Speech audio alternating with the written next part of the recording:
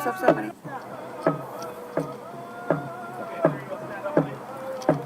Hi. Yes.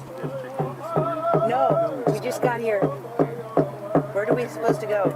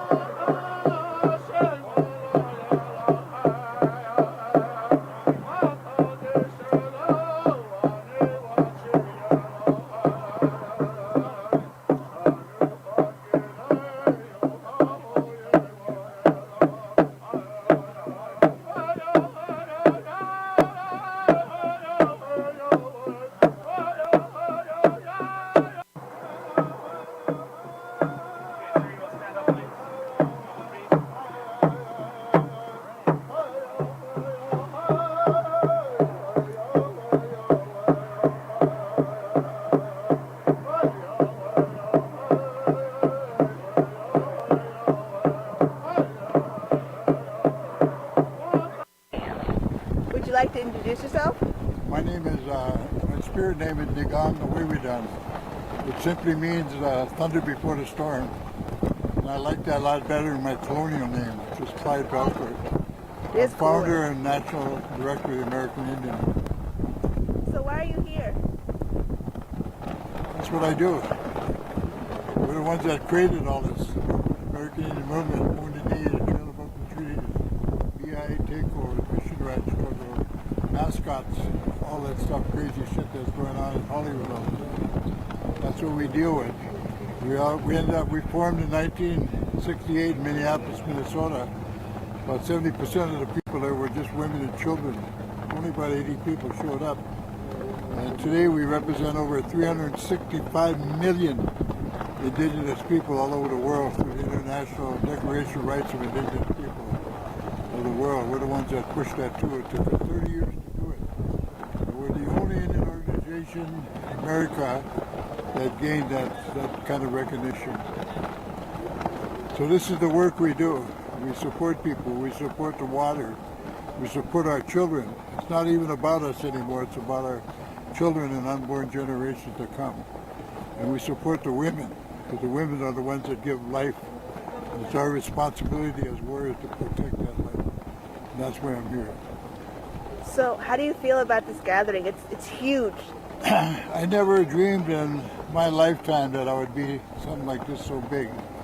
You know, I've been in Wounded Knee, one of the people that led the Native people in to take on the goon squad and law enforcement and racial profiling, where over 100 murders were committed during a 2-year span, and not one single grand jury was ever held.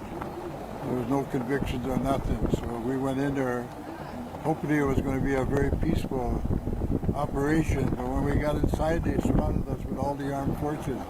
That's the first time in history they ever did that without presidential or congressional approval. It's illegal to do that. You can't go to war anywhere in the world unless you have the support of the Congress, the president. It was under J. Edgar Hoover's plan to eliminate all public dissent in America.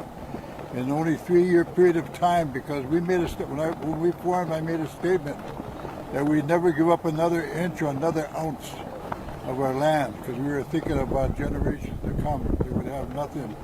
And we looked at organized religion, the Bureau of Indian Affairs, and white European education as the 3 worst enemies of Indian people. They work day in and day out to strip us of our language, our culture, our traditional way of life, then remove us from the land through the boarding school system so they can go in and steal what is left. And that's basically what's happening right here. There's oil, there's natural oil. A lot of people don't know that under this lake. There's natural gas here. In the long run, that's what they're really after. They'll go to any limits to make sure that that happens. So we're here to protect the people that are here and to carry on the struggle.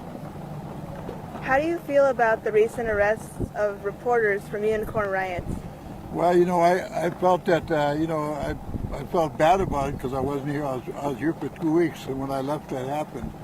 And I felt bad about it. But sometimes we have to make sacrifices. And it's unfortunate that the pregnant women got bit. It's unfortunate that the children were attacked. But that opened this whole thing up. It went viral all over the world. I was getting calls from CNN, Los Angeles Times, all the major newspapers in the world and television stations were coming in Minneapolis. And I was able to get my good friend Amy Goodman to step in.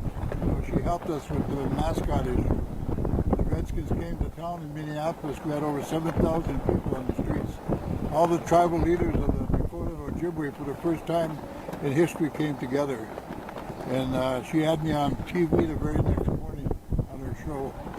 And she told me that if we ever needed her help, give her a call. So I called her and asked her to come out here. Unfortunately, I wasn't here when she got here. But she chose to be arrested, get arrested, so her total support. And that's what's going on all over the world today. But it happened because the women, pregnant women, that went out there, and a little child, 11 years old, went out to protect her. And she too was almost bitten by a dog. And I talked to her about it. I told her I felt bad. I embraced her. I told her my love, but I told her sometimes it takes that kind of sacrifice to open the media up, to open the door, so people all over the world will know what's happening. How do you feel about the media coverage of this camp? We came here, KPPP, because all around our area, news were reporting only what the police said, only what the sheriff said, only what the government was telling about this place, which is usually that these people are violent, that even if you support them, you shouldn't go there because it's dangerous, just blatant lies. I testified before the county commissioners here before I went back to Minneapolis to do my work. I was the first one to get up. They only give us 45 minutes to state our case. And I refused to talk to them until they put a resolution on the floor that they would open up to everybody there and everybody would be able to speak. And I told them, when you go, don't make no hasty decisions. And there was women and men on that commission. And I told the women, you go home tonight, sit down with your husband and your children, and you tell them about this camp, tell them what's happening here. Oil doesn't discriminate against anyone.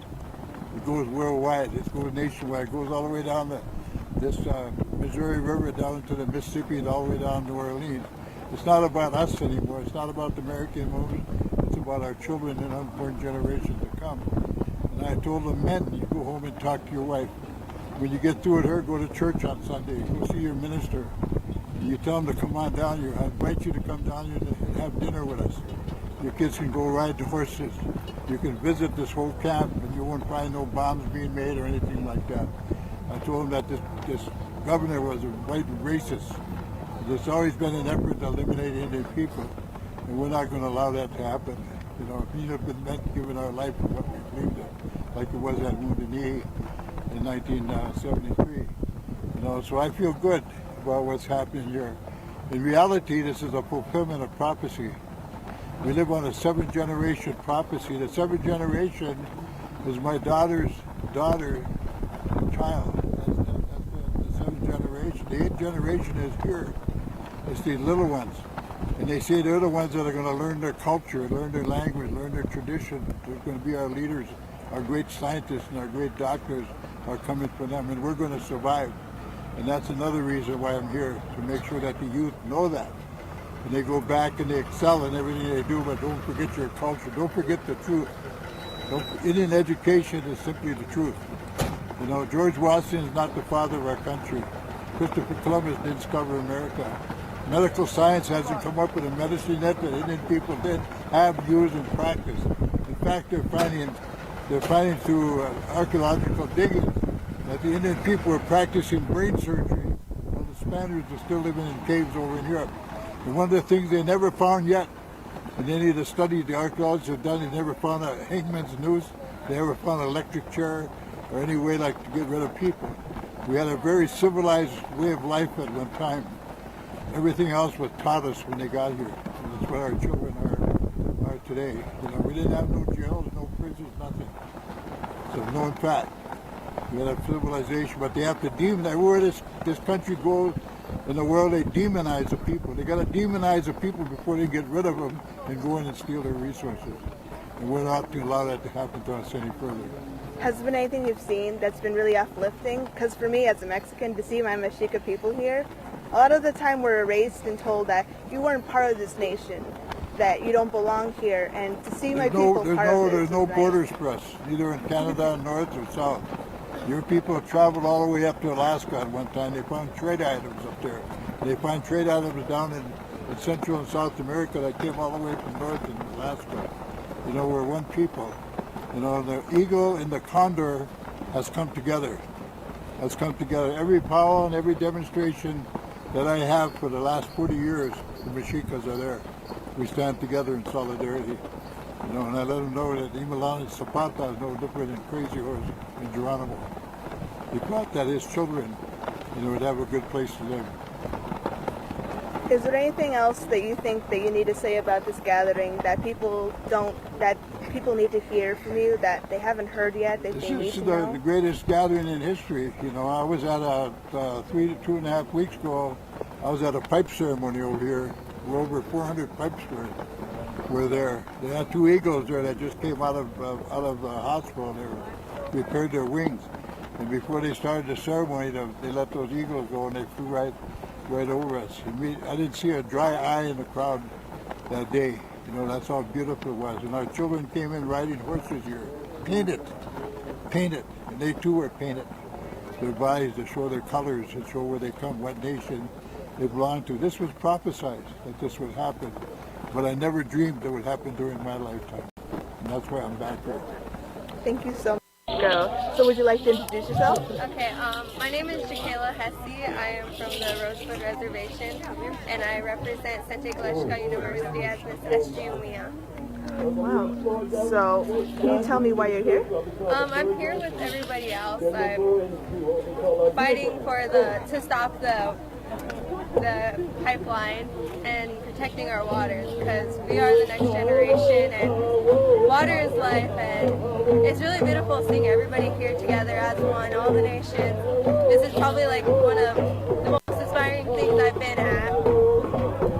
Tell me, how does this whole gathering make you feel? It's like the biggest one in 150 years, I think. Yeah, it makes me feel like it's a good feeling. It's a really great feeling knowing that everybody's together. It's just beautiful being here. Good to see you. So, How was your... what do you feel has been like the most uplifting thing you've experienced during your time here? Well, this is my first day being here. I haven't made it up this way yet, but seeing everything, it's really inspiring knowing that there's hope and that everybody's together. So has there been anything that's been kind of down-putting, you know, scary, anything like that, that's kind of put you off? I mean, the roadblocks put me off. I don't know about you. I guess just like the stuff I've seen on social media, like, it really makes you want to like pray harder, like, because they're trying to tempt us to be the people we are known for, but we're not. We're here in a peaceful way, and we're hoping our prayers are being heard, and we're getting our point across. So is there anything you'd like to tell the public that you don't think they already know about this kind of gathering? Well, I think everybody's pretty educated on how well we've been putting the word out and how known it is now, but it needs to be more heard and be stopped.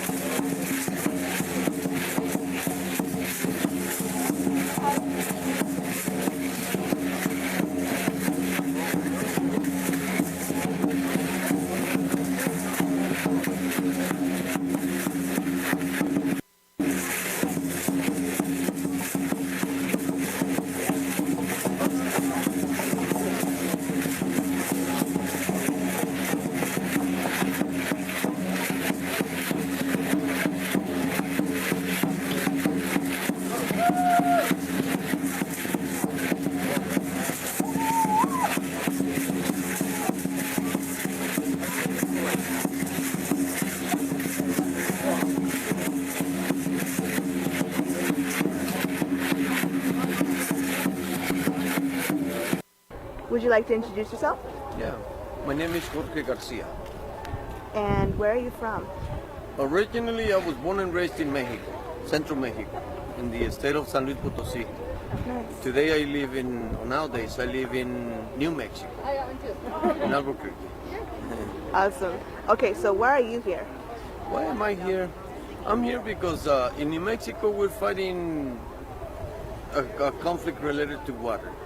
And we feel that this is the time for us to come together and support one another. This is a major issue that is taking place, and that's why there's a lot of people. But a lot of us are facing similar issues in places like in New Mexico, and so I'm here in solidarity, and also to gain the strength to go back and fight our own fight down in New Mexico. Yeah, I went to visit my family in Mexico recently, and it's kind of not that great right now. Yeah, what part? We are in Mexico City. Okay. My aunt was there with my cousin, but I was also wondering, how does this whole gathering make you feel? It's the largest gathering of Native Americans in 150 years. Is this how does that feel to you? It makes me feel privileged. Privileged to be able to live this moment, privileged to be able to be here, privileged to know that people are still coming together in spite of the struggles that people have suffered. It makes me feel hopeful, that there is hope for the future, and that the people are we're still connected. No, it's a beautiful thing. Has there been anything that's been kind of concerning to you? I had to go through roadblocks, and that was concerning to me. But has there been anything that's been off-putting about this gathering? You know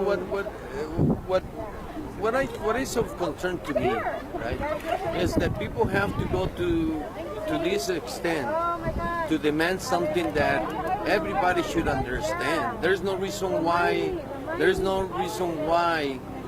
people have to go to this extent to demand something that is a benefit to our society in general. You know, some people make the argument that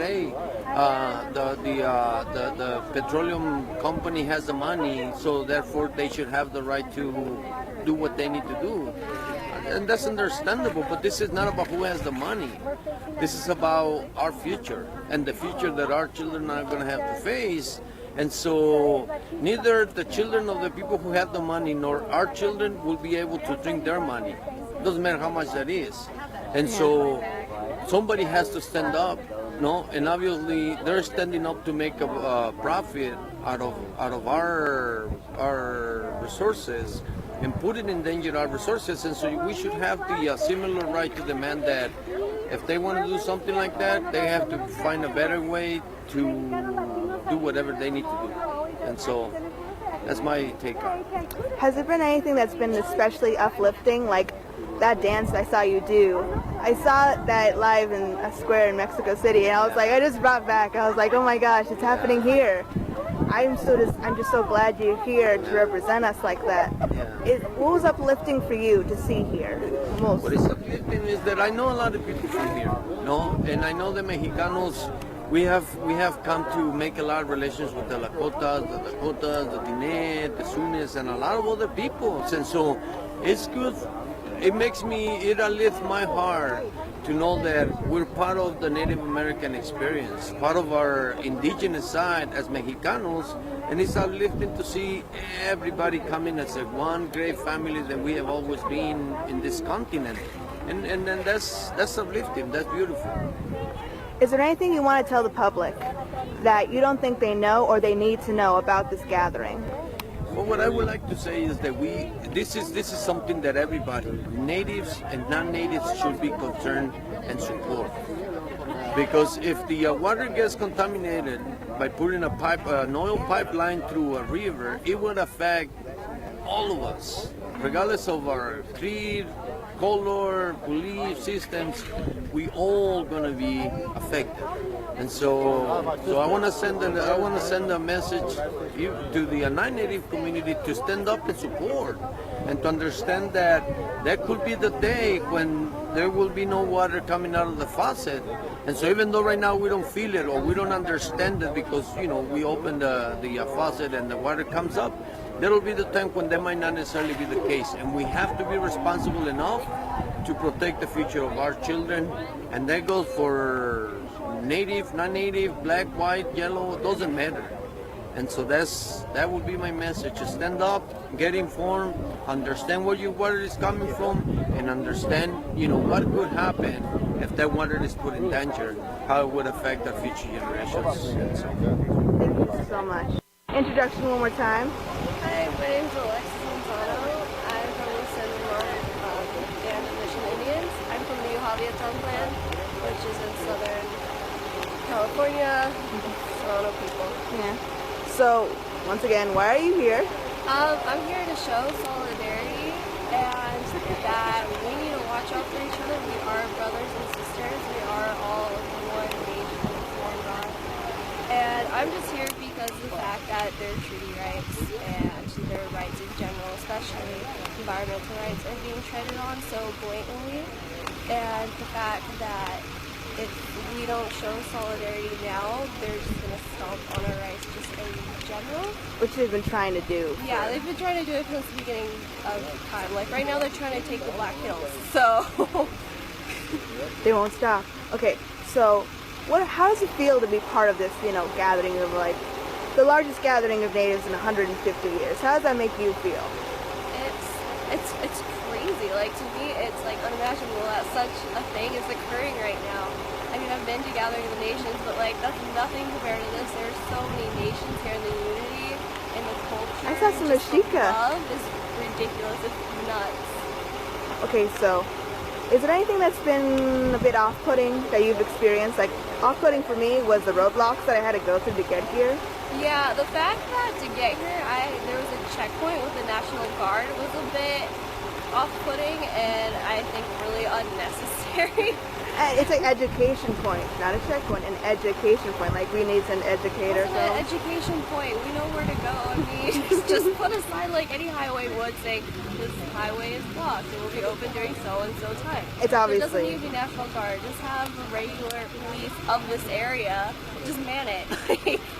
It's frustrating and kind of scary. Like, I saw a drone and a helicopter pass by while songs were being played. Yeah. I was under the impression the drone was ours. I mean, I did see a helicopter, but I figured the helicopter obviously wasn't ours, but I thought perhaps a drone maybe was. I don't know. Maybe, actually, that makes more sense. So, is there anything that you found uplifting about it? Like, Uplifting? The shared culture, how united we all are. I mean, this hasn't happened in, like, I don't know if this has ever happened, but I mean, thanks to technology, it can happen, but it's just such a new experience and such a new feeling, and I'm just thankful to be here. Is there anything that you want to tell the public about this gathering that you think they don't know or they need to know? We are a peaceful protest. I don't know if people really believe if we are or not, just because of how the news media is portraying us in general. But this is peaceful. We are entirely peaceful. We're using our cultures. We're sharing our cultures to just uplift people's spirits. And we really need to educate people on what these cultures really are about, and we're not how the media portrays us to be. And they just need to truly, truly listen to what people are saying, just from other tribes, especially the people that have been here since the very beginning. It has been peaceful since the very start, and you just really have to believe that. Dude. Would you like to introduce yourself? Are we still here? So, Hamida Kiapi, when you Imachapi, Yamaswata Hemata Hamakolekta Macha, we Machinchilaki, Ohaha, Minishoshekin, Aglagla, Washkata. So I grew up along the Missouri River. I'm from Wakulla, South Dakota, and I've been active on this since January. I have an amazing team. I'm one of many. People always assume I'm out here by myself, but I have an amazing team and an amazing community, and just really people that know how to effectively communicate and that know how to make movement happen. And so like this is all an act of love and prayer, and we're standing for our future generations. We are protecting the future. That's why we're here, and that's why we're active. This is why we're doing it, and why we're doing it is we want to make sure that our people are safe. Can you tell me how this gathering makes you feel? I mean, it's huge. I got It is here. because camp was originally opened on April 1st, and we went from April 1st to 45 on July 22nd, and then on August 8th when we got the notice, the 48-hour notice, we were preparing, and then August 10th is when we started, and on the first day there was 45 of us on the front line, 45, and we went from 45 to blown up to this. So it's the most moving and the most touching. And I want to show you, like, this is the resilience of our people in North America. This is resilience of indigenous North America, and then we're all standing here. We're all testaments of pure love here. We're all the testaments of prayer.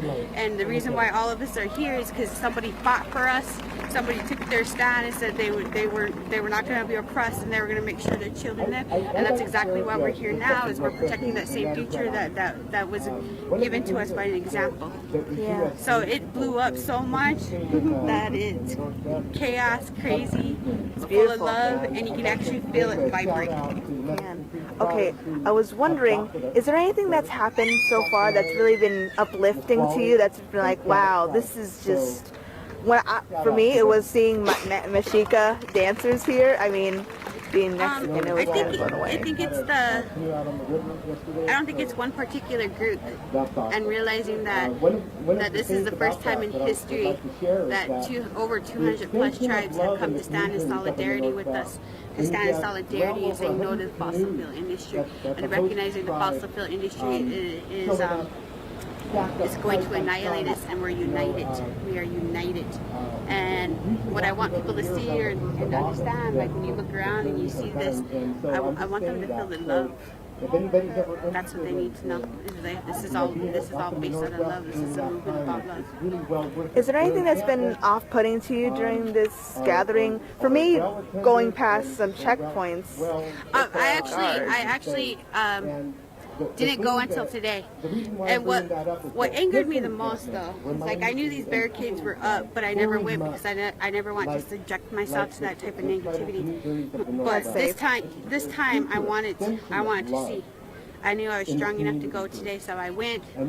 What makes me so disheartened is they would put barricades up around us, but yet in the Bakken area in North Dakota, every 3 weeks a man goes missing or is murdered. Every 3 seconds, a woman is murdered or missing in the Bakken area. And these are facts. These are not something that statistically we've ever came up with. No, these are facts. And the fact that they would much rather put up barricades around people that are saying no to the Bakken area, that speaks a lot about our government, and it speaks that these are elected officials that will protect companies and entities instead of the people. And the fact that Jill Stein would take a stand with us, and the fact that Amy Goodman, who did a documentary of us in an unbiased opinion, like she literally came and did her job as a reporter, for her to have a warrant out against her, it's devastating to show how far North Dakota will exert their power, even for the pettiest moves. I was wondering what your opinion was on the recent court decision. The denial was definitely devastating, but it came with the stipulations. So even though there was a denial, it came with stipulations that we were asking for. We want meaningful, proper consultation. So not only Dakota Access has to recognize us, but other entities like the Army Corps of Engineers, they have to recognize us as sovereign people, and that proper and meaningful consultation, that means allowing our experts to prove our facts, allow our experts to exert why this should or should not happen. And that's what meaningful consultation is, and we need to be not expendable. And the fact that Army Corps of Engineers and Dakota Access will call us the low consequence areas, that should infuriate the whole Midwest, because anything south of us is the Midwest. The Missouri River goes too. So people are trying to make this like big media. Let me rephrase this. big media saying Standing Rock Sioux tribes drinking water. Well, you cannot put an oil pipeline north upstream and not expect the Midwest to be affected by this. It's really important. Now, is there anything you think you should say to the public that they don't know or they need to know about this gathering and this movement? Well, movement can happen anywhere. If you can't make it here, that's okay. We still need our donation funds to be blasted. We still need our legal fund to be blasted because our original arrestees are now getting ready to go to court. We need to cover their fines for standing up for us.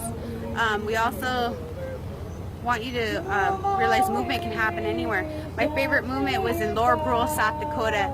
These 8-year-old boys who were 8 years, there's 8 boys that were 8 years old, made their own little signs and they stood on their own road screaming no DAPO. Movement can happen out anywhere and anyone can do it. Again, like I said, I'm not with like big organizations, big environmental organizations. I'm a teacher. I'm as common as ever, but I know when it's time to stand up and the time is now. And so it's just, there's a lot of movement and it feels really, really good here. Thank you. This is Elizabeth Cicados with KPPP-LP 88.1 Fargo Moorhead. And would you like to introduce yourself? Nanania ahoba shinami na agaitika, Myron Dewey nag. Na ahoba shinami is strong thinker.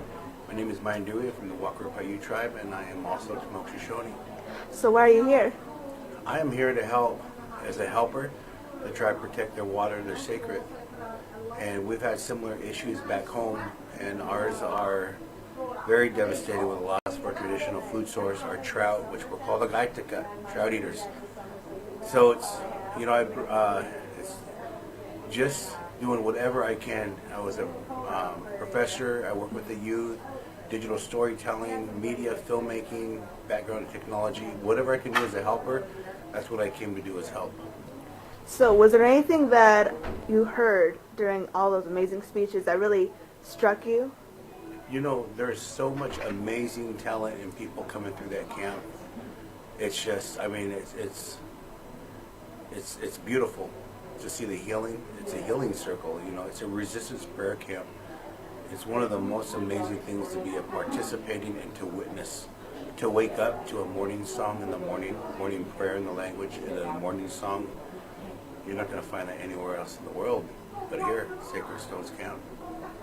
So, was there a certain point at which you became fully involved in this? I know we only became involved, our radio station, when we realized the local radio stations weren't getting involved. They were misreporting, they were making it seem like people were violent. When did you find yourself becoming so involved in this movement? You know, I just got off a run, a prayer run called the Peace and Dignity Run with my son. We ran 1,000 miles from the Walker Paiute tribe to Hopi country in Pinion, Arizona, at a Sundance. When I went home, I was on Facebook and I was watching these runners, and I was interested because I just got off the run. It was a prayer run, and they were running, and I could see all these lights going across, and I go, what's going on here? Then I heard them speak why they were running, and I thought, wow, they're running for their water. They're running to be heard as youth, and they're running to deliver a message. And then it was only a few days later that I seen that the chairman that went to jail for going through the police barricade, and I just felt this need to come here. It's not just me, it's everyone I speak with. Like, I had to get here, I had to go. People are quitting their jobs. People are taking cabs from the airport to get here. They're experiencing racism here at the airport from renting cars. I mean, it's crazy. Non-natives are excited, they're sharing their story, and they're sharing here's how they're treated, just to go where they're going and to pray for the protection of our water and solidarity. So it's really about a shared vision, and it's one commonality is the element of water. So, when we were listening to those people speak about all the horrors and the crimes against them and what's happened to them because of these pipelines, has there been anything that's happened to you because of these pipelines that struck you? What's happened to me is the stories of the people that share them around the reservations. I work with youth all over the country, And when it comes to the youth that you work with and they're impacted by the pipelines and the workers and the man camps, it really just hurts in a way that, you know, you want to do more. You want to say, how can we protect our children? And so, you know, whether it's directly or indirectly, or somebody I know, friends I've met, family, it's something that has to be addressed and taken care of now, yesterday, so our people can heal. How do you feel about the police and the military response to these peaceful water protectors? How do you feel about all these arrests? You know, our people are going to protect the water at all costs, and you're witnessing it. They're putting themselves in the line of fire. Even when they have militarized weapons pointed at them, they're still locking arms together. They're protecting. They're armed with a song and a prayer against men with weapons. It's you know, the best thing we can do is hope that these prayers touch these men's heart, these officers. And you can see it. They cannot look at anyone in the eye. You know, they look down. A lot of them look down. They look like they're ashamed of what they're doing. There's a few officers that have complete disconnect. And that's what's sad. And we try to reach them and let them know that, you know, here's what we're here to do. We're not breaking the law. We're not trying to do anything but protect our water and protect the land that indigenous people have been living here since time immemorial. Is there anything you think that the general public, people who haven't heard about this, who have been misinformed, need to know about meetings like this and the Sacred Stone Camp? I would encourage you to come down. People at the camp, when you get to the security, they're going to make sure that the people are safe. Because there has been people that aren't so nice trying to come in, you know, and they sit on the outside, and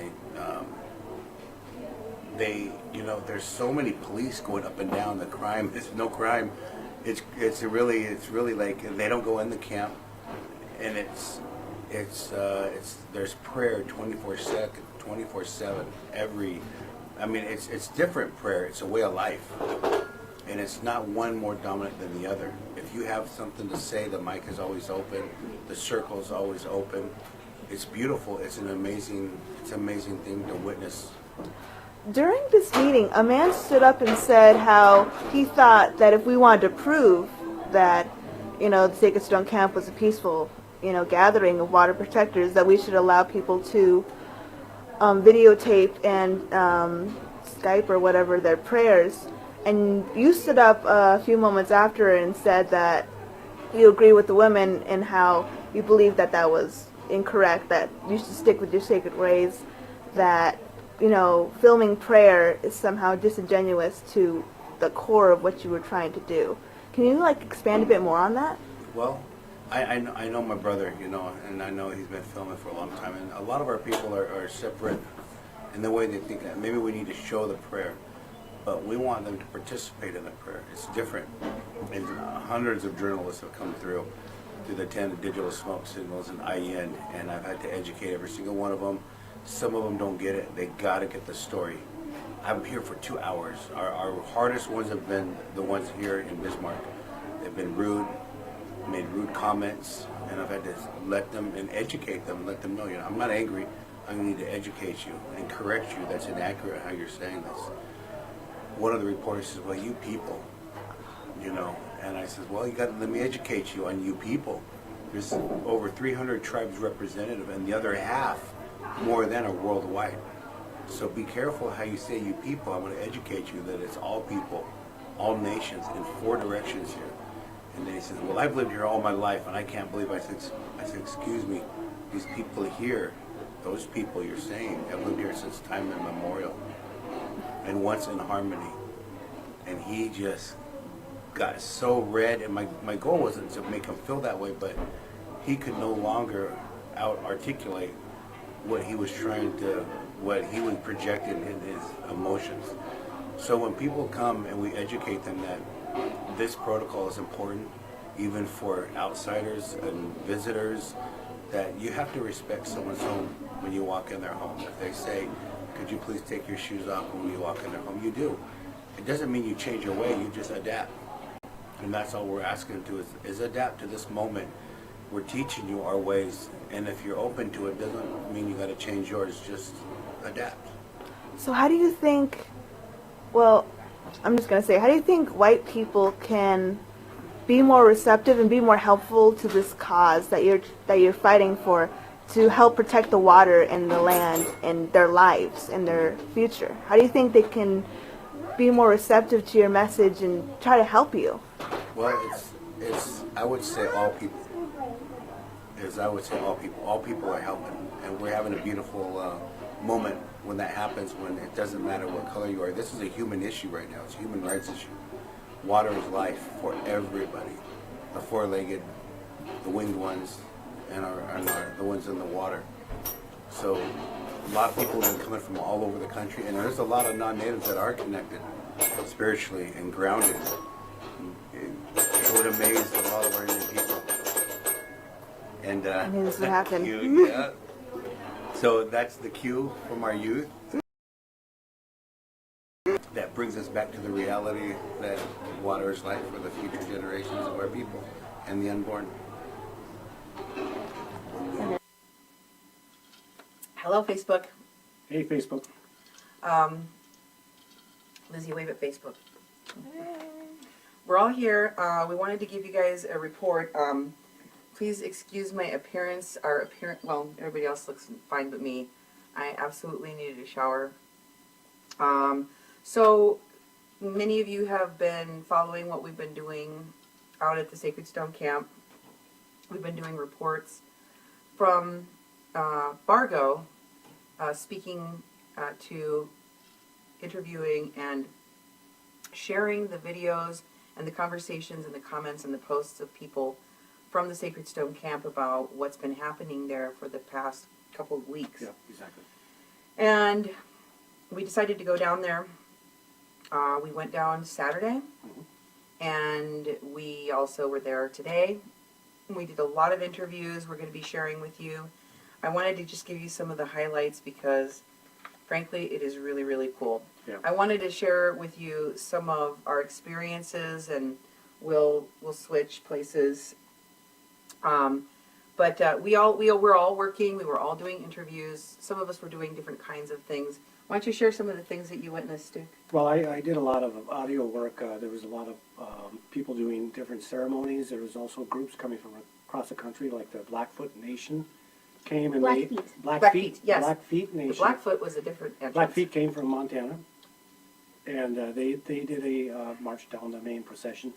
I did some songs, and they had their banner, and I actually did audio recordings of their songs. Also, there was a group from Hawaii that came and did several dances and did some blessings, and I have that on audio. And also, I did a few interviews with people too. I interviewed a woman from Eugene, Oregon, who runs an herbal shop, and she had a place there that she was giving away herbs.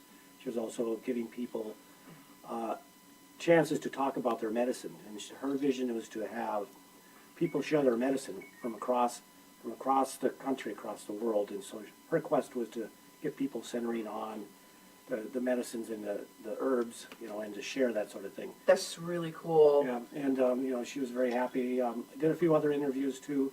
As you'll probably be able to tell, we haven't even talked to each other about what we did. Yeah, so we they had a whole process there that you could, you had to, with media, you had to show up and go to the media tent and actually get credentialized and go through the rules out of respect. And we got the lay of the land. We spent a lot of time at a main area of the camp where there was a lot of communication happening. And I did capture quite a bit of that, including news as it came out for the day. It was very incredible here. It's very peaceful, welcoming. People are in unity here, and it's the most unity I've ever felt coming to a place as a stranger. yeah, you've been to a lot of, like, and I don't mean to compare this to music festivals or to, gatherings of different groups or camping type of situations where there's large numbers of people, thousands of people, and there's music and there's all sorts of sharing of information, I guess. Mm-hmm. This was like all of those things. Yeah, and you pitch in too. I mean, wherever there's help needed, you can just take a hand and do that. We brought donations of coats and food, and a friend of ours gave us some food to bring down, and we carried that in. I saw a truck being unloaded today, and people would just step up and unload the truck.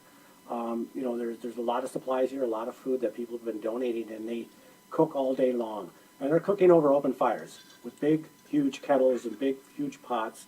There's no running water, but there's plenty of bottled water.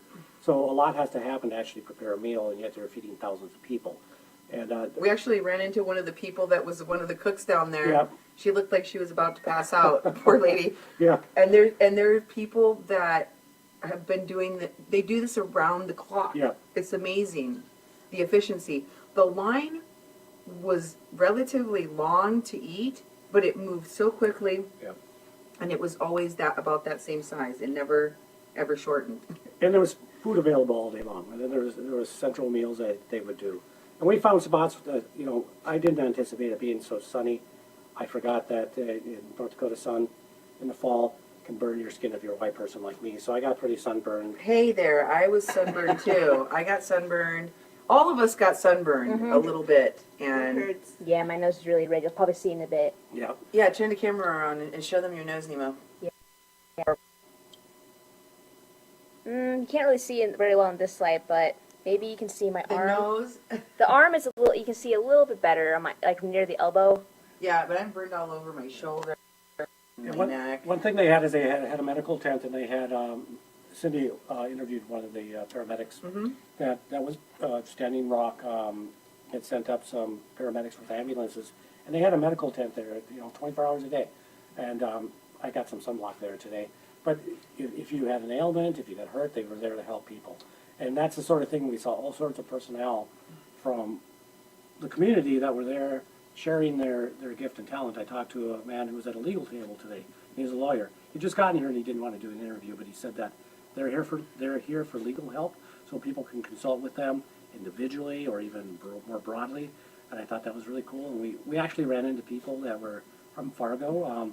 Lots of them. Yep, Barry Nelson. He might still be here. I didn't see him today, but we ran into him right away. Chad Nolan. Yeah. Yeah, he did a Facebook post about it. And he was out there washing dishes. Yeah. He came and donated and said, "What else can I do?" And he said, "You wash dishes." And he did it. Yes. He's a lawyer. Yep. That was great. I was like, I wish I would have gotten a picture of that. Yeah. And Jill St. John was out there.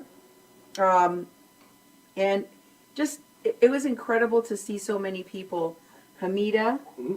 There was a lot of people that went from the Fargo region. I was really impressed with that because, you know, frankly, the media in our town has been really negative about what's going on in the Sacred Stone Camp.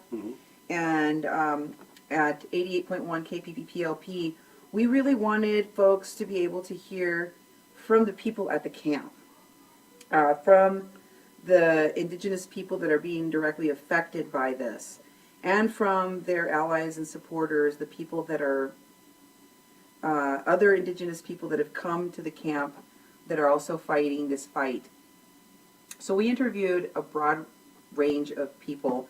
I got to interview two Congress members, Raul Grijalva, who I admire greatly and have always wanted to meet in person, and it was so cool to meet him. And also Raul Ruiz from California. Raul Grijalva is from Arizona. My brain is so fried, guys. I am so tired. It has been a long, but also very rewarding and fulfilling and amazing Definitely. day. And why don't you? Well, you know, one thing we're going to do is we have a lot of audio interviews. We have some video, and we'll post some video, but our audio, since we're a radio station, we're going to put together some stories from the interviews we've taken. We're going to have to take a day and start doing them tomorrow and try to get them on the air, but we're going to have several days of material that we're going to broadcast coming straight from the people, from their hearts, and you'll be amazed at the unifying purposes that people are here for. You know, it's very, very constant. Everyone you talk to had the same message, that they're here as water protectors. And it's just incredible. It's incredible. Every person you talk to, and whether they want to be interviewed or not, they would be talking about why they're here. Yeah, it was very rewarding on a personal level for me to talk to so many different people, many people that I never thought I would ever have a chance to meet.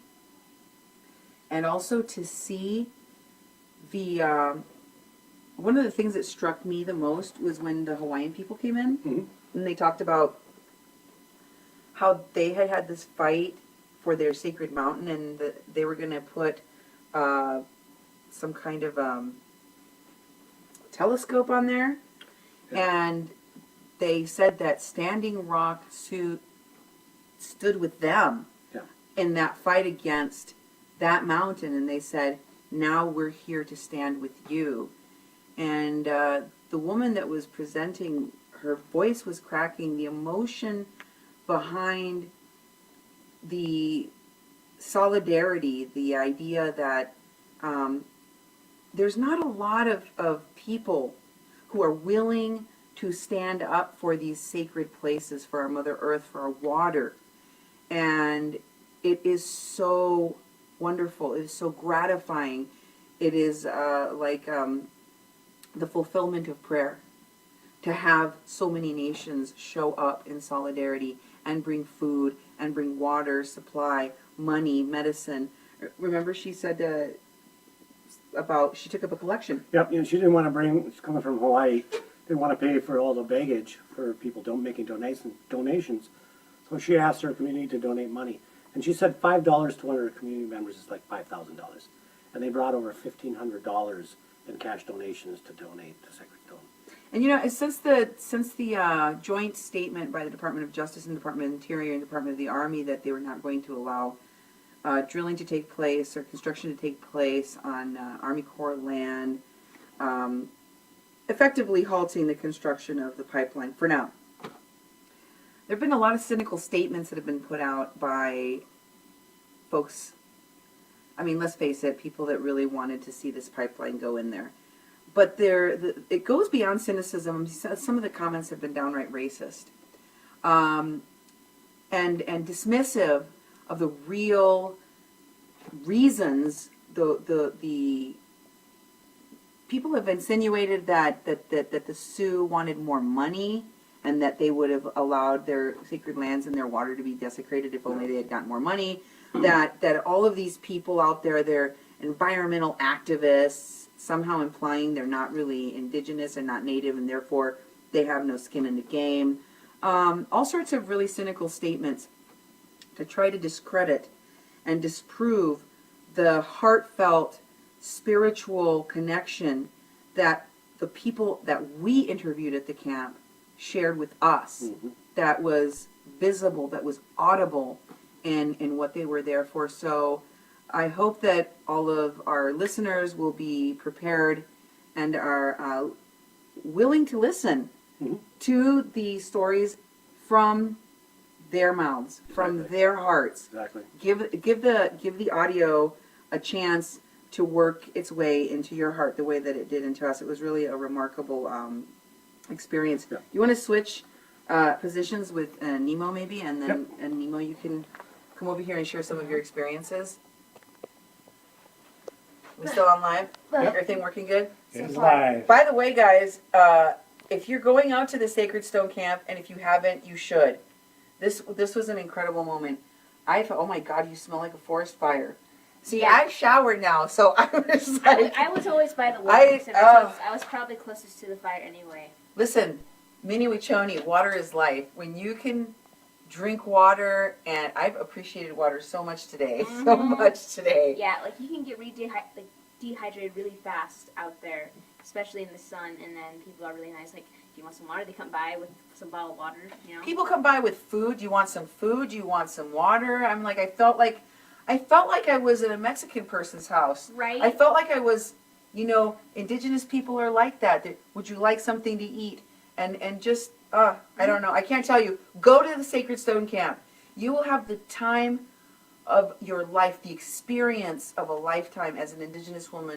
It really was an incredible experience to come together with all of these other indigenous nations and to share the oneness of our indigenousness, of our struggle, of our survival. Hmm. And then, as you know, a queer transgender person, they talked about two-spirited people being welcome, and that we do not discriminate. That is not allowed. And I saw several people there. And then I saw some people who seemed to be two-spirited. No, So. seriously. Joanne Spotted Bear? Yeah, no, seriously, it was so incredible, the number of different black people, Asian people, white people, people from all over the world, people speaking different languages, all working together. It was very utopian. It was very utopian. Yeah. Like, that's the way it should be. And people try to recreate these things at music festivals and fireman and all these things. Right. Go to the Sacred Stone Camp. It's near you. Go there now. Go experience it yourself. What were some of the most memorable moments for you? Well, seeing the Aztec, the Mexica dance. Oh, God, yeah. The dances. And you're not allowed to film the part of the prayer. No, but ceremonies, yeah. But I can tell you that it felt like I was at church, okay? Yeah. And I was raised Catholic. And it was just, you know, simple concepts such as turning to your neighbor to say hello, and, you know. Mm-hmm. The whole time you're in the welcoming center, where they are constantly having the people welcome, any people that come into the welcoming center, and they're introduced, and they can relay a message to the crowd, to the people there. Mm-hmm. Like we heard today that Amy Goodman had been arrested. Arrested. I also heard today that a German Shepherd named Echo was lost. Right. So, you know, like, it's... Community announcements to just the overall movement announcements. Somebody lost a cell phone. I never once felt unsafe. I didn't even lock my door. We didn't even roll the windows up, to be frank. Yeah. We left our equipment on the ground. We took cameras. We had all of our equipment laying out. Everyone, is this your stuff? Did you leave this here? Is this yours? Mm-hmm. Everyone was treating us as if we were family. Right. And then, of course, you and I got to meet Olin Tezcatlipoca. Right, who is basically like a teacher that I've been wanting to meet. Me too. He's the leader of the Mexica movement from California, and I have his card here. He is a rights educational organizer. Yes. But he's so much more than that, and... Yeah, you can find a lot of his videos on YouTube, though, Mm-hmm. to get a taste of what he's like. We're going to share a lot of these great interviews with you in the coming week, maybe even longer. We have a lot of material to share. Also, I got to interview Susan Ireland Davila, whose project Launch, the Young Child Wellness Expert. She had the Unity teepee out there. Everybody got to sign it. It was an incredible experience to go around and see all of the different people from all over the world and all over the country that came together. And Lizzie, oh, guys, I got to meet Dallas Goldtooth. I got to meet Winnea Locke. We hugged each other. We cried together. Yeah. Seriously, it was awesome. Is there anything else you want to share? We're gonna have to wrap this up, guys. We want to tell you about so much more stuff, but we got to go get a pizza too. That's right. Do you want to take a turn, Lizzie, and tell us about some of your stuff? You want to take? Yeah. I want to sit down, yes. Go ahead. You take over filming. We're having some technical difficulties over here. In the arms.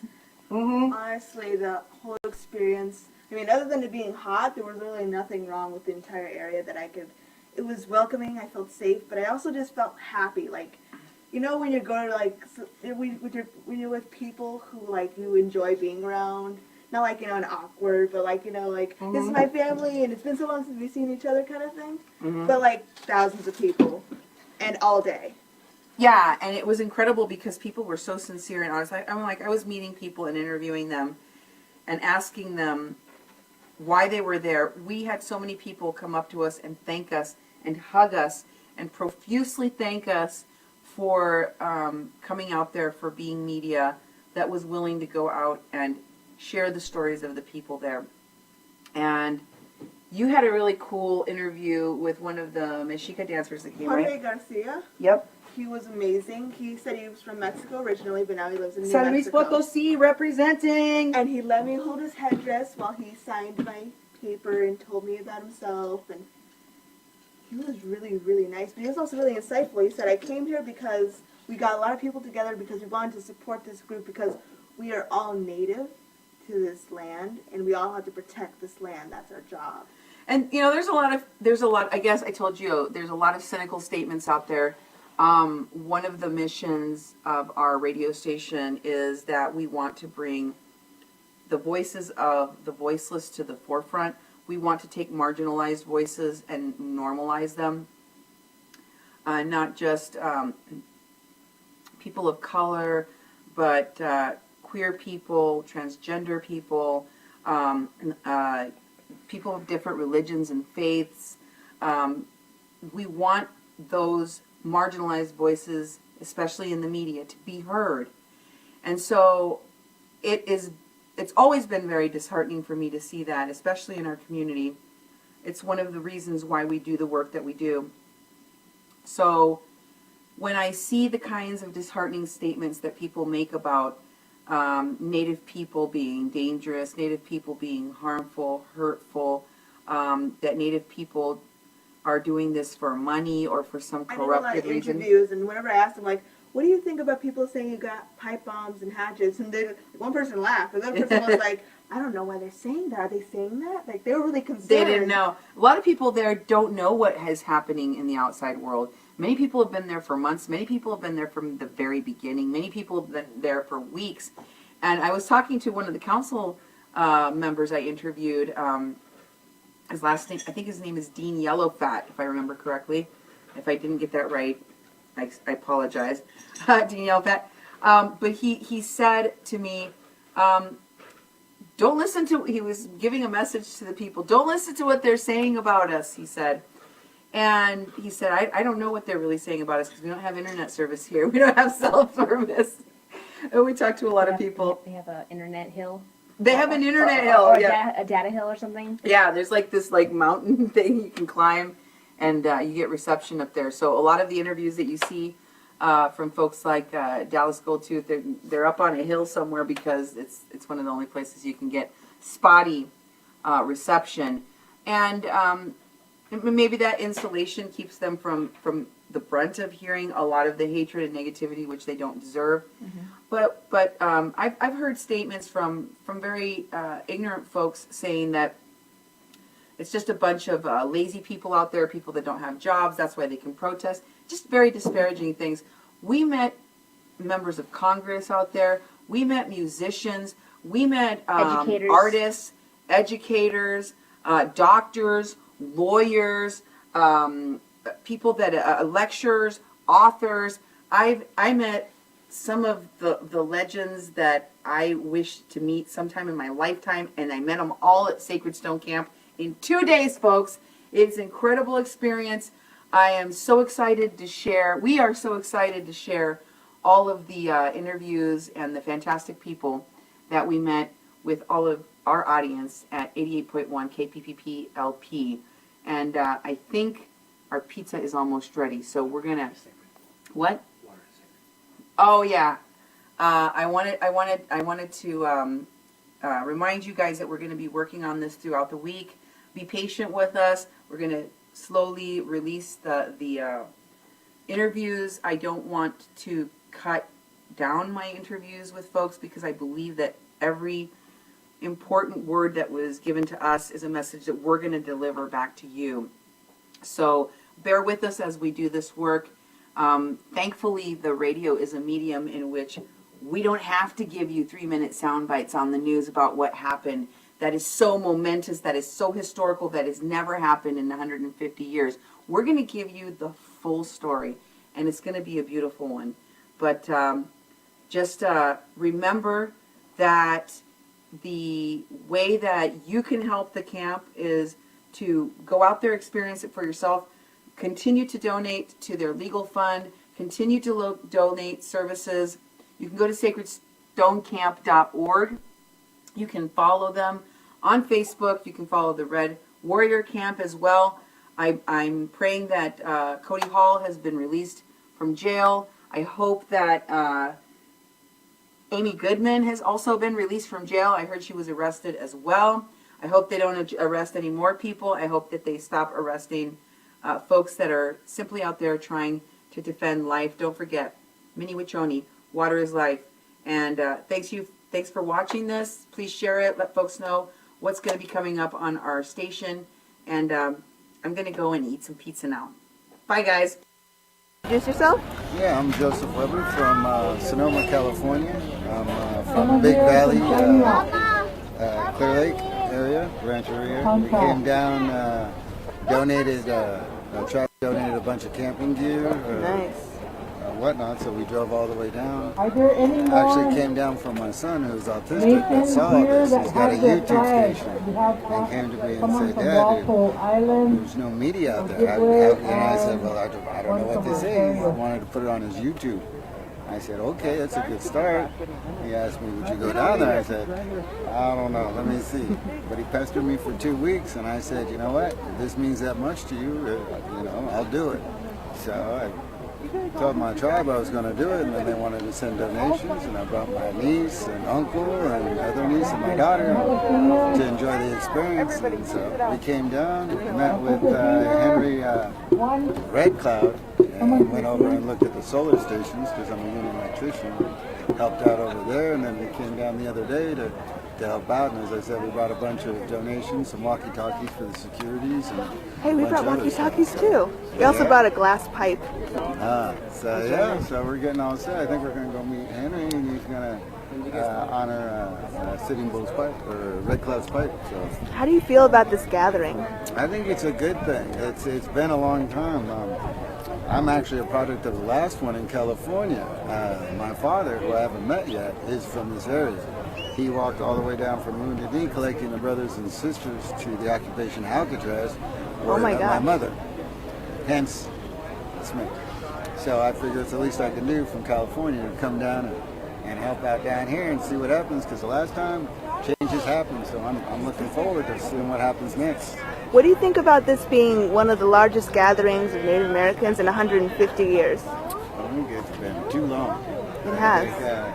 I think it's a good start. I think we need to keep going, maybe do reunions, keep the connections, all these people that we've met here, the good feeling, Make it not like Christmas. Let's try and do this every day. Look at the power that we can create.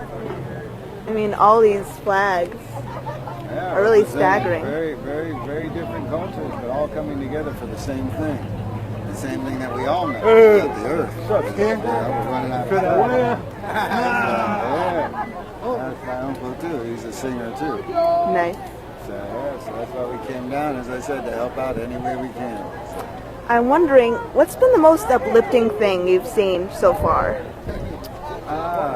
The unity. If you need something, hey, let me help you. Hey, my battery's dead. Hey, I'll jump you, or let's figure out how we can help each other. That's the one thing I've noticed here is that it doesn't matter. If you're hungry, we'll feed you. If your car's not running, we'll help you. If you're on some firewood, hey, I can't help you, but let me show you where to go. We just came in with 7 loads for the whole tribe, donated by another tribe. Every little tribe helps. Every little bit helps. It adds up. As they say, many hands make light work. So I was wondering if there's anything that also upset you. What upset me was when I was coming in, we got some roadblocks and some security. It was an educated checkpoint where they educated us on where we would go. Yeah, but that's just them trying to test us or resolve. And once again, with this many people, it doesn't matter. We're all united. As I said, from California all the way down. So there's parts that's going to be disappointing, but if you look at the whole, look at the best, that's what you want to look for, is the best. And you can't get better than this. It's true. This is amazing. Is there anything you want to tell the public that you think they don't know and they need to know about this area?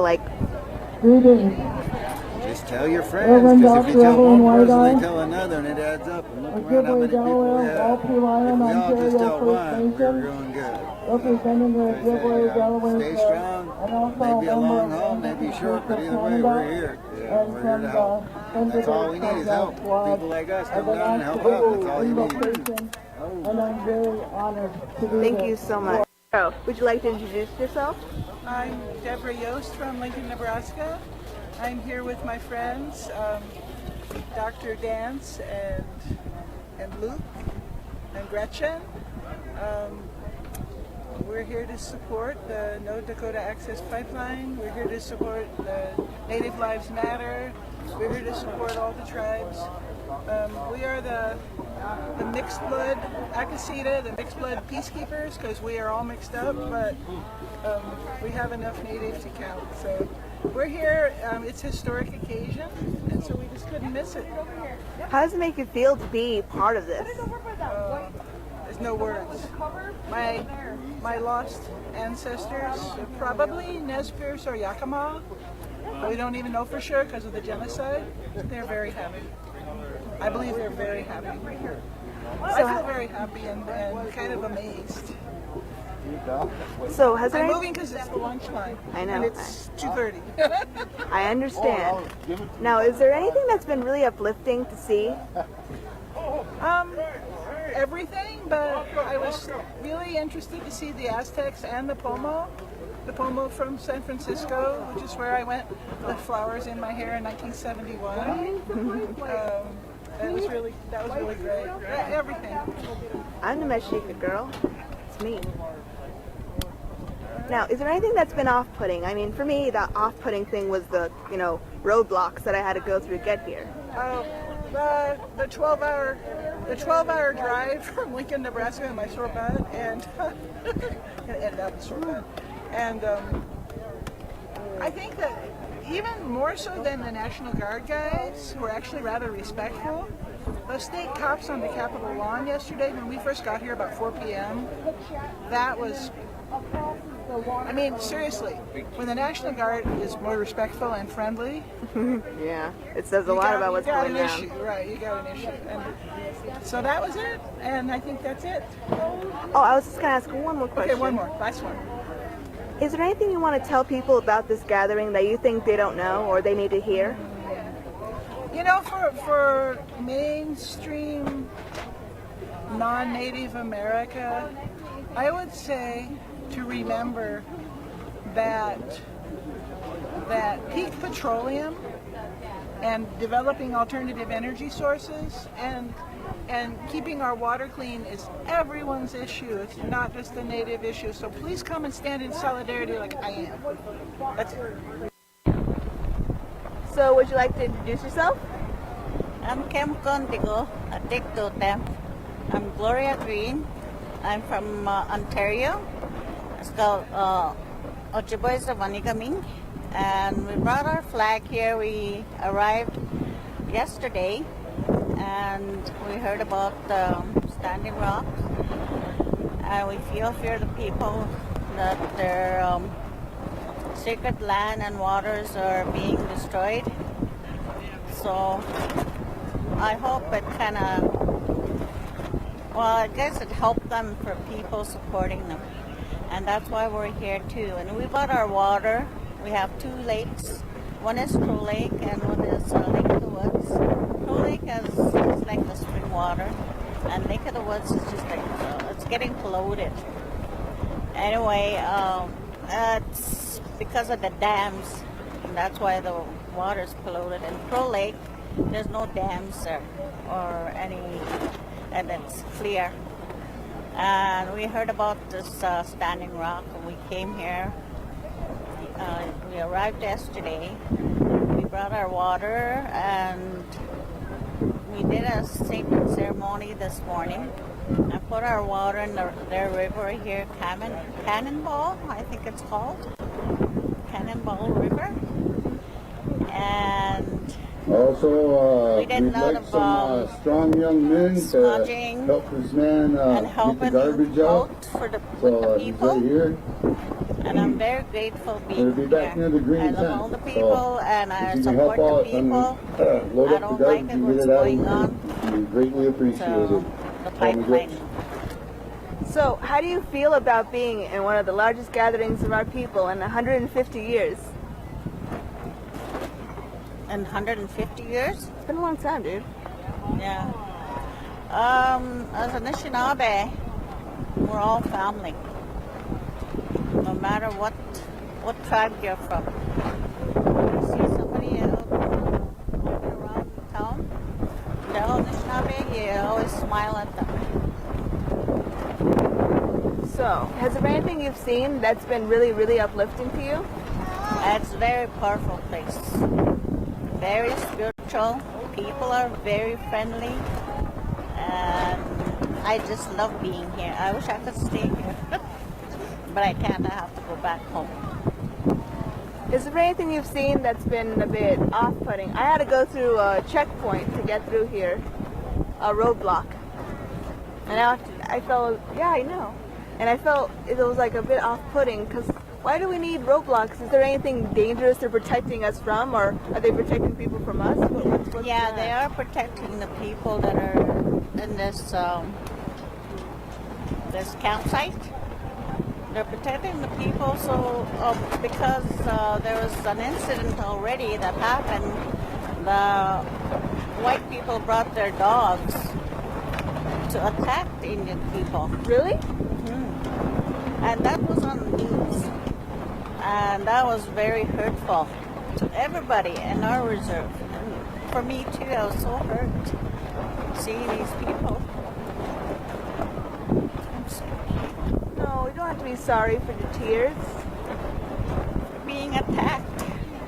You know, they don't need to do that. You know, why can't they just talk to the people and say, you know, instead of bringing dogs to protect themselves? That's why I'm here, because, you know, I love the white people too. I have lots of friends that are white. But why they're doing this to us? Is there anything you want to say to the general public about this gathering that you think they don't know or they don't understand? Because a lot of people don't come here. They hear that it's dangerous, that we have hatchets and pipe bombs, and that we're, you know, criminals, or we're crazy protesters, and you can support it, but you shouldn't go there because it's dangerous. You know. They don't understand us. They don't understand the Indian people. There's lots of white people here too, but they understand us. And they know if something happens, they know the waters are polluted, the lands are getting polluted. And I think the white people know that the Indian people know what to do. Because they live off the lands and waters a long time ago, and that's how they survived. And that's how we're going to survive. Hey folks, this is a Facebook update. Oh my God, I can't eat. I can't talk. Hi, this is a Facebook update for 88.1 FM KPPP-LP. We are at the Sacred Stone Camp. Actually, we're at the hotel. We're getting ready to go for day 2.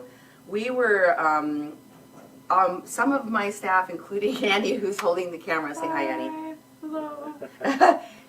We all got a little bit of sunstroke. So folks, if you're going to come to the Sacred Stone Camp, hydrate, put on your sunscreen, and take it easy, because we were just kind of overwhelmed, so we couldn't do an update last night. But we wanted to tell you it's been a really incredible experience. Once again, it's been filled with a lot of love, a lot of prayer.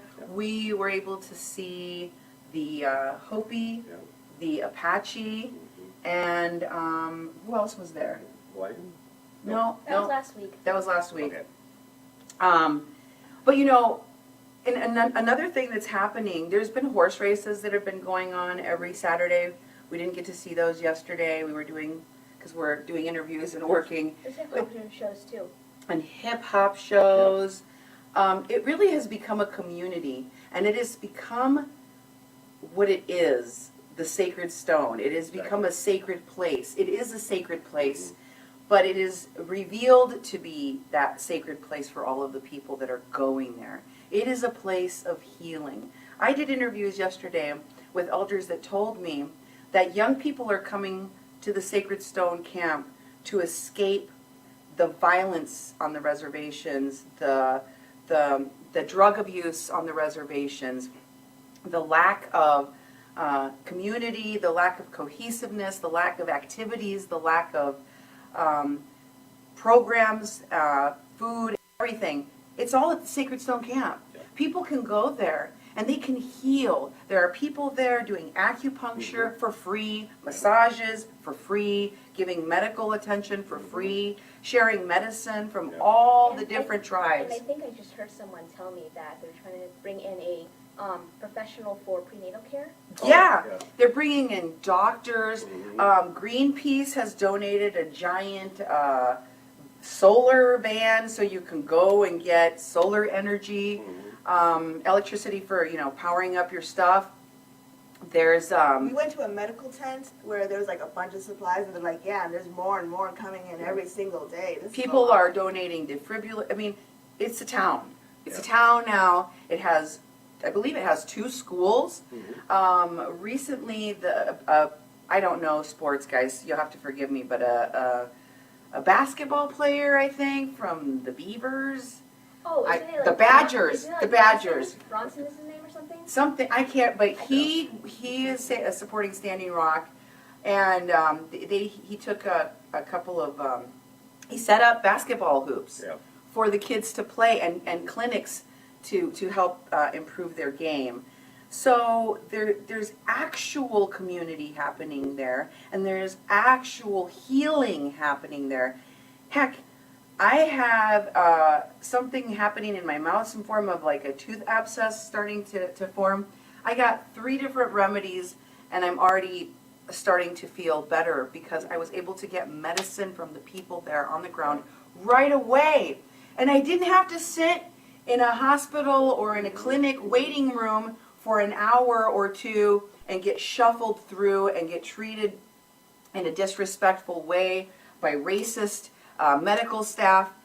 This was real attention and healing, and it was incredible to see the food.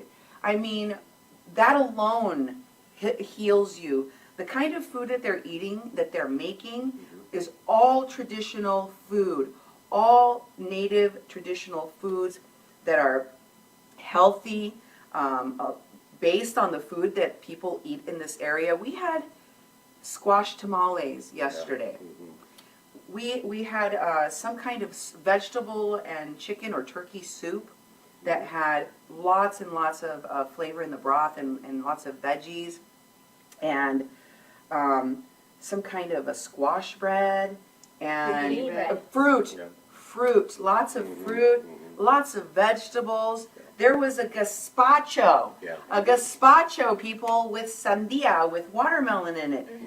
The food is seriously out of this world, and that's just coming from one kitchen. There are kitchens in every camp, and people can go there and eat. So, seriously, if you haven't come to Sacred Stone, forget about Woodstock. This goes far beyond what happened at Woodstock. The numbers may be less, there may be less hippies there, and there may be less music. Music may be from acts that you may not know. But let me tell you, the kind of artistic power that is coming out there, the artists that are creating art, that are bringing art to the camp, the beauty of what is really seriously happening, the sports, the games, the entertainment, the community that's being built, it is phenomenal. It is sacred. It is truly sacred. It is truly healing. And it is something that you will regret not having had the opportunity to experience, because it is the experience of a lifetime. So that's what I have for you as far as updates. We have lots of very interesting interviews that we will be sharing with our listeners throughout the next week or 2. We still have many that we have not aired from last weekend. And people have so much to say. There are so many things that people don't know about what's going on at the camp. I'm sorry, we have to compensate as a station for all of the misinformation and the lies that are being spread about Sacred Stone Camp. So I'm not going to edit these down. I'm not going to cut these folks off.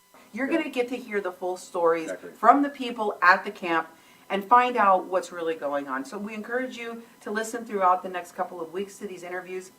We also encourage you to support the work of independent media like KPPP-LP.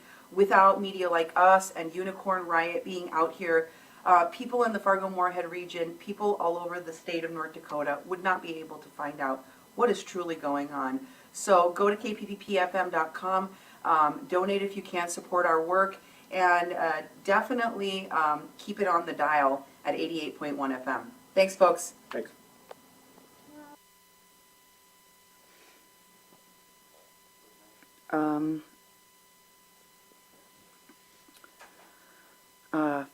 Hi, folks.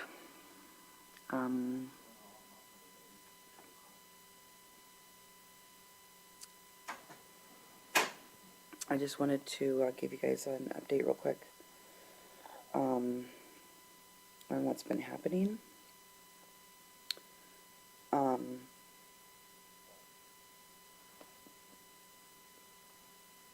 There's been the entire night was insane. So yesterday we were at camp, and oh shoot, I gotta grab that door.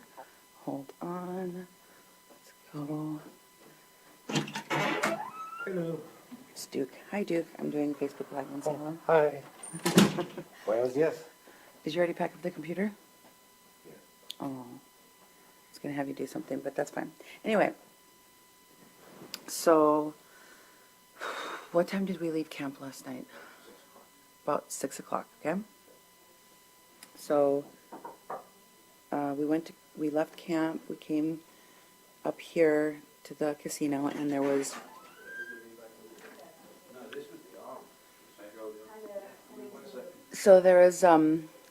hi everybody. Sorry. So we came back to the casino, and when we got back here, we saw that there was an action that was taking place on the bridge, and there was live feeds from primarily a couple of people, one of them being Kevin Gilbert, who was live streaming for, how long were you live streaming? Say hi. Hi. I don't know. I started just gone 6:30 or just before 6:30 last night. Okay. I went back to camp briefly for maybe 45 minutes, and I eventually got back to camp between 2:30 and 3 a.m. So I don't know, somewhere around 7 hours live stream, I'm guessing. I'm not sure 100%. But you were without battery for a while, weren't you? Like you were losing battery, and then you had Yeah, to... I was continually losing battery. People were giving me battery packs so the phone would charge. My Facebook was being stopped, and I'd have to log back onto Facebook and open up Facebook again. There was some very strange things happening with my phone and other people's phones up there. I know Unicorn Riot were up there, and they had issues with their equipment. I know my feed was going in and out constantly. It was being shut down and coming back, shut down and coming back, having weak signal, which interestingly seemed to happen when things were flying above, because when I went back this morning, I didn't have those problems. When I went back early this morning, there weren't things flying above, and I didn't have the same problems, so I'm just surmising where that might come from. I don't know, but I do know that my phone was acting extremely strange. It's a new phone, and the battery was draining like crazy. It shouldn't be doing that at all. Yeah, that was really, really weird. And then when you came and you used the computer today, it was really strange as well. But several of the live feeds that I was watching indicated that there was a lot of mace, tear gas, and water cannons being used. At first, when I started watching Kevin's feed, I thought it was just mace. It reminded me of the day when people went across the river to Turtle Island, and they were squirting those, giant, like, fire extinguisher canisters of mace at people, and you could see the stream of the spray going really far. So I couldn't tell the distance. I couldn't gauge the distance that Kevin was at from the action because there was lights and their darkness, and so I couldn't really see it first. So I thought it was just mace, and then I realized it was water cannons. They were shooting water cannons at people, and the sustained amount of the hose, the jet of liquid that was going was for so long. I was like, how is that even possible? I was also watching Sarah Long's feed. She was close to the front lines, and she said this morning she thinks they just ran out of water, and that's why they stopped, because they started another fire to keep warm, and that was their whole lie, Morton County lies, that they were saying that they were trying to put fires out that water protectors had started, which they started to try to warm themselves up because Morton County was shooting them with hoses in freezing weather. I also wanted to tell you too that Do you want to tell our audience? also too in the front lines, a lot of people were claiming in the water, pepper spray was mixed in the water. I'm not sure if it was actually mixed in with the water or if they sprayed it together or if they mixed the pepper spray together, but they're mixing it with the water cannon. So the people that are sprayed with the water cannon were also get hit with the same symptoms as the pepper spray. So I think that's one. Yeah, when Bishop got here, that was Bishop, by the way. Say hi, everybody. So when Bishop got here, his clothes was stanky. Like, I mean, it made me burn. My lungs were burning. My eyes started burning. I'm like, we need to take that and put it in a bag and separate it from humans, because it definitely some chemical agents in there. So they weren't just shooting. I mean, to add insult to injury, they weren't just shooting water in below freezing weather at hundreds and hundreds of people. They were also mixing chemicals into this water, and that was the one of the many things that they were doing to water protectors. They shot people with rubber bullets. They were shooting the people even in the face. There was pictures I saw of a woman that had injuries directly to her face. Another woman's photos, which I just posted recently. You can go to 88.1 FM, and you can look at the pictures of the woman that had a serious injury. It looked like it was on her side. There was reports that I saw that were confirmed of a person that had that was in critical condition. I don't know if they had a cardiac arrest or they just passed out, but they were in critical condition. They were in the hospital, and I saw numerous reports of people that were in the sent to the emergency room last night because of their injuries. I know that over 160 people sustained injuries last night because of Morton County Sheriff's Department's actions. So we were not personally out there on the front lines. We were here at the casino. We were trying to follow the live feeds and report. We did bring people in that had been injured and were telling us what was happening. And we talked to several of the people that were here that went to the front lines and that had just come from the front lines telling us what was actually going on. So for those of you who don't know, they were on the 1806, and it was where the backwater bridge is that they had those burned out cars on. And since Morton County has basically just left the burned out vehicles there, and I read that they were chained to the bridge, somebody went up there with a semi to remove them. So they were removing the vehicles, and this apparently was not part of Morton County's plan. So this is the response. I would assume that that was their response to people trying to clear that bridge and open up that line of transportation again. We're going to go back out to the camp today and see how people are doing. I would think that there is a lot of very cold and injured people this morning. There was a lot of people walking around the hotel last night that were in shock. They were traumatized. They looked like they had just been at a war, like literally at a battle. And that's exactly what's happening here at Sacred Stone Camp. For those of you who have not seen what was going on, I recommend that you go and watch the live feeds of Kevin Gilbert. Yeah. Yes, Ocheti Sakuin, yeah. Not Sacred Stone. Sorry. Sacred Stone, nothing's going on except protesting picket signs from what I gather. Yeah, okay. Sorry. Ocheti Sakuin Camp. But you can go and check out Kevin Gilbert's feed. He was one of the people that had a feed that was pretty clear. I mean, it was pixelated at times, but it's the most consistent and the lengthiest reporting from last night. That's Gilbert with 2 T's. You can also go check out Aisha Hofer. He had a pretty good angle, and he was closer to the front lines. Or Sarah Long. All 3 of those people were shooting there last night and stayed for most of the action. Their live feeds went in and out at times.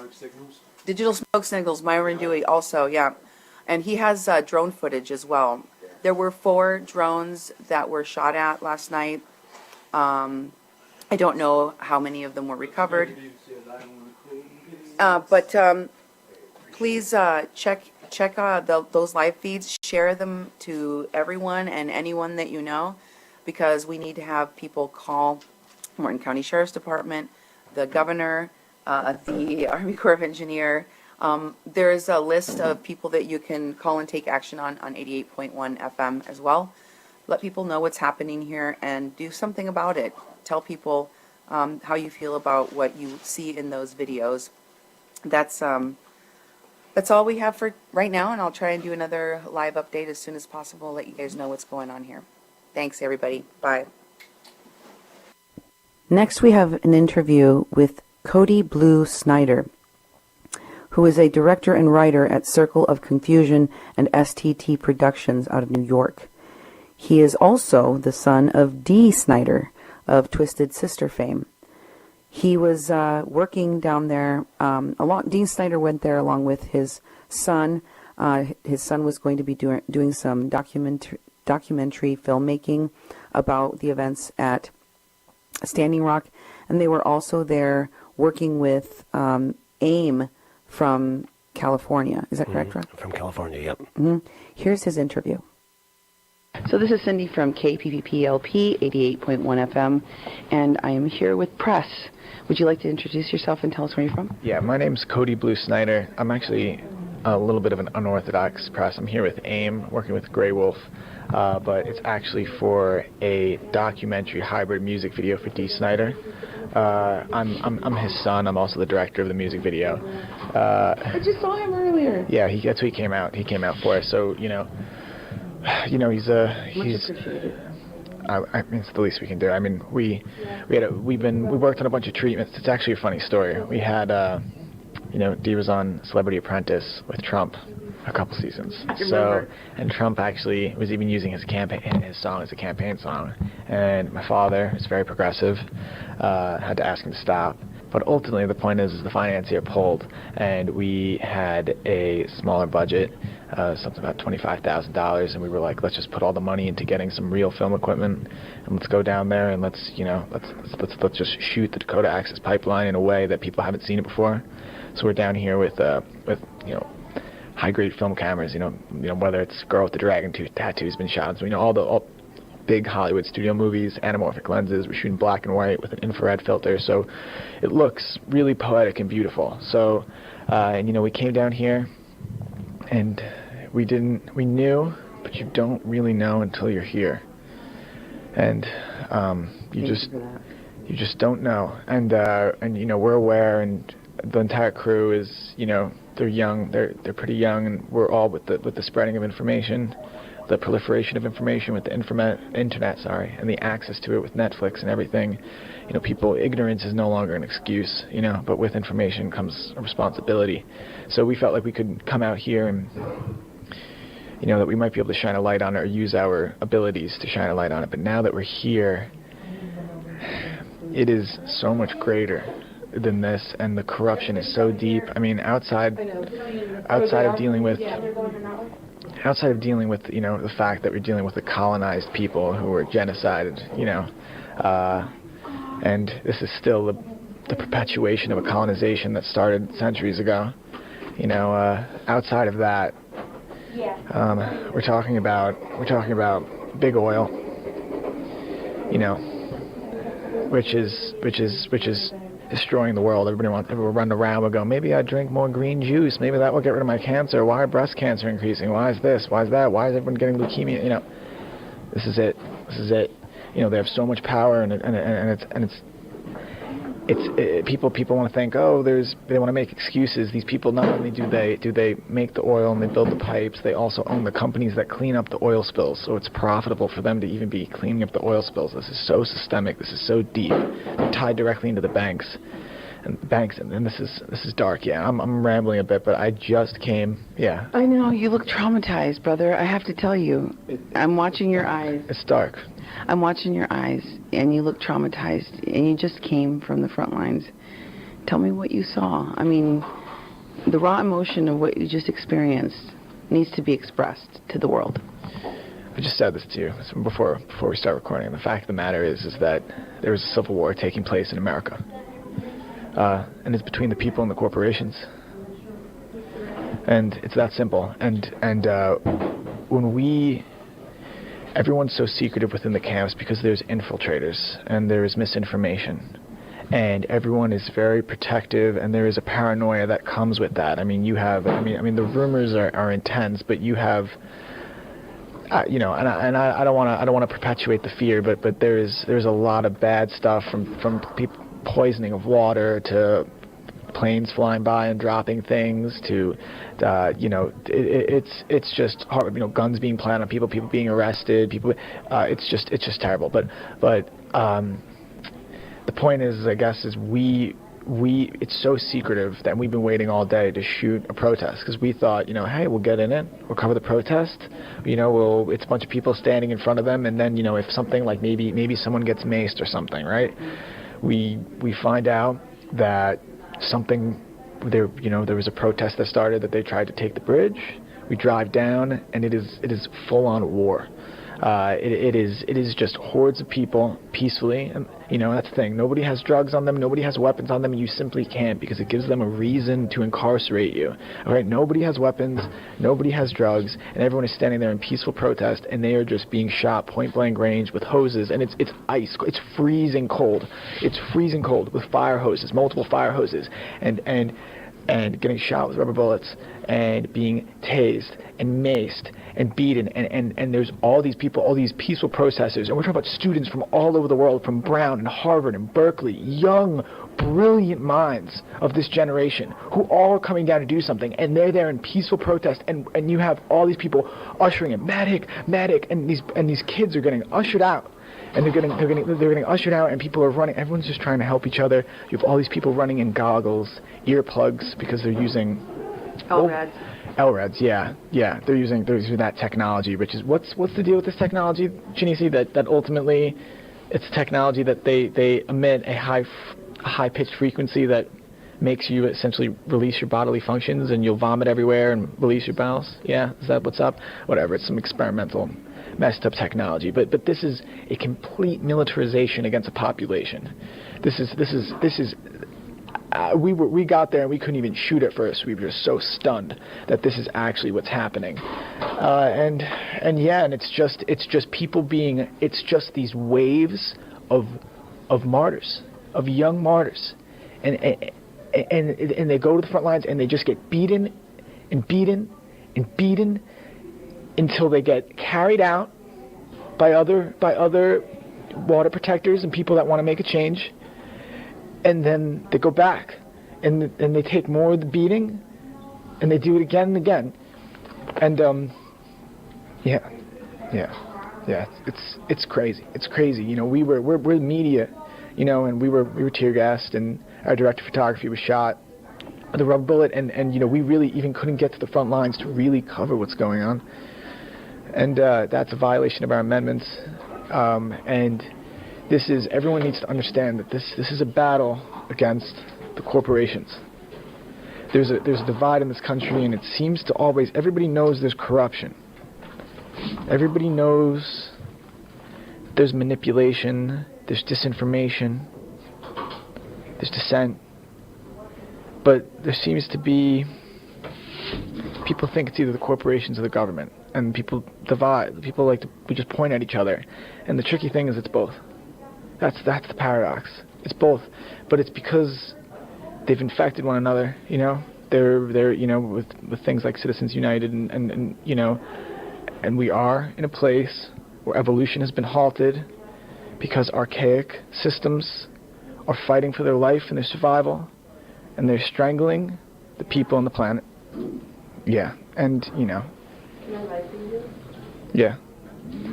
But yeah, and that's where we are, you know. And I think the crazy thing is, you know, I'm 26. I turn 27 soon. I thought we were further along. You know, I thought, yeah, I did think there was a shift in consciousness. I do. I still do.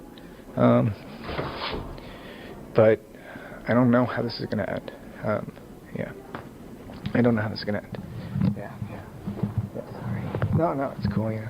Yeah, no, yeah. I'm sorry. No, it's cool. Yeah, it's no, it is what it is. I'm not, yeah. That shouldn't have happened to you. No, please. That wasn't, nothing happened to us. This was not bad. Well, what happened to us was not, we experienced a little bit of tear gas, and we're like, oh my God, that is horrible. That is horrible. But we couldn't get close enough because the equipment would be destroyed. And we have expensive equipment out here because we brought film equipment. So we couldn't really be close enough because we wouldn't be able to shoot anymore and it'd be a moot point. So we had to protect the equipment because our job is to capture this. But the fact is we couldn't get close enough. And that's one of the reasons they use the tactics they use. I mean, not only does it just make all the protests, I mean, you guys know, I mean, you're reporting on this, you know how deep this goes, and I wish I could sit here and I could rally off everything. And we had in the crazy, this is the thing. Yeah, what's up, Chin? You just listening, just getting on this? No, I just really appreciate you being here. I really appreciate you being here. Thanks, good. I appreciate you being here. No, I enjoy it. It's nice to talk about this. It makes me feel better. And I thank you so much for the interview and for sharing your experience of being here. Thanks. Yeah, there's one other thing I want to say, which is very, this is the most bizarre, incredible thing about this. Hold the microphone. Yeah, no, this is. You got me crying, dude. No, man. Oh my God. I know. It's this.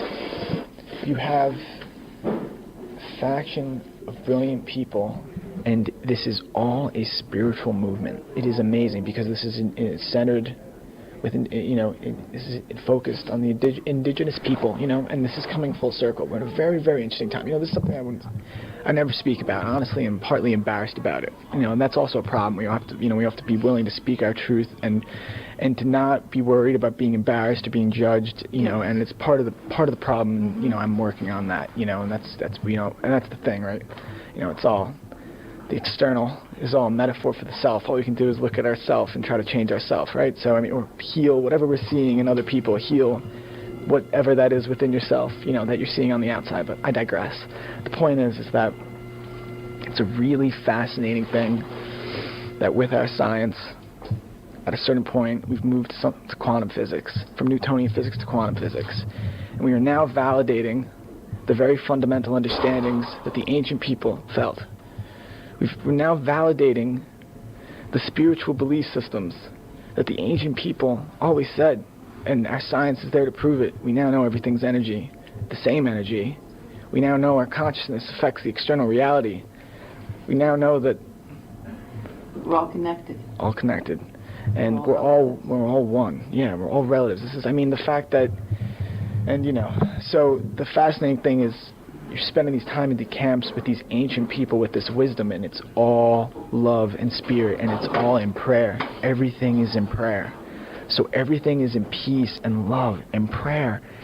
And then you just watch them be beaten and beaten and beaten by these corporations that are just infected with greed. And you know, and there was something that's always stuck with me, which, you know, I don't know what tribe it was, but they had a word for something called, I think it was called Withika, and it meant to want more than you need. And I think many of us have heard this before, but Withika, right, means to want more than you need. And all indigenous people from all around the world had a name for this, and it was a mental pathology. It was a disease, and they treated it like a mental disease. If you wanted more than you need, if you were out of balance, if you were not living like everything else in nature and only taking what you need, you got treated for a mental insanity. And then the European imperialists came along, who they knew right away were infected with Withika, and found an entire culture based on this disease, this mental illness of wanting more than you need. And we see it at a systemic level. We see it at a systemic level with all these corporations that just take. and it's just a fallacy. It's wrong. It is, definitely. Thank you so much for your interview.